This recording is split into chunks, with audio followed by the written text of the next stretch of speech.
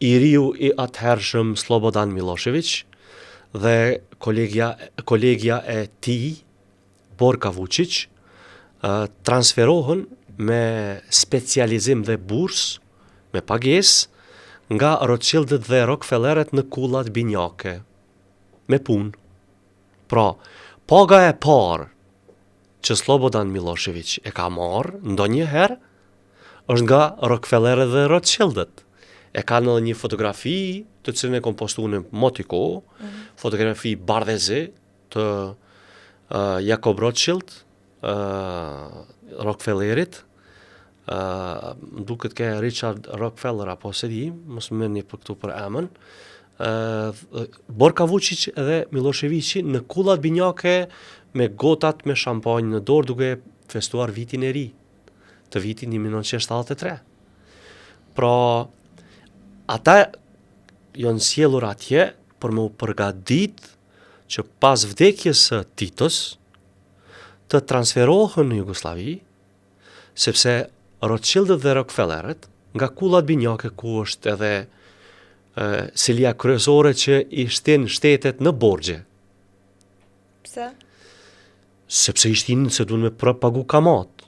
Dhe këta duhet mi marrë kamatat, përqindjet e kamatave.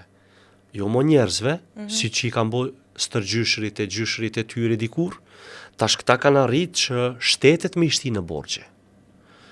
Me ju dhonë kredi, si edhe Kosova ka kredi në IMF, në Bankën Botërore, etj. Po Banka Botërore dhe IMF-i ku i marrin ato pare? Ato i marrin nga këto familje të mëdha që kontrollojnë financat në botë.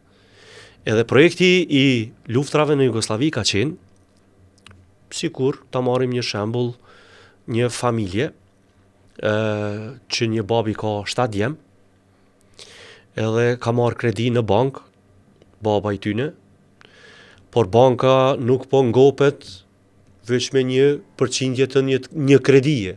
A këta 7 në shpe, plus baba 8. Shka me bu banka? Banka duhet me i shti mbrenda vlezërve, kushtimisht po them, një përqarje që të dalin si cilin shpit vet, edhe të marrin kredita një prej bankës. Nga një kredi mujore, u bon 8 kredi mujore. Kush është përfituesi këtu?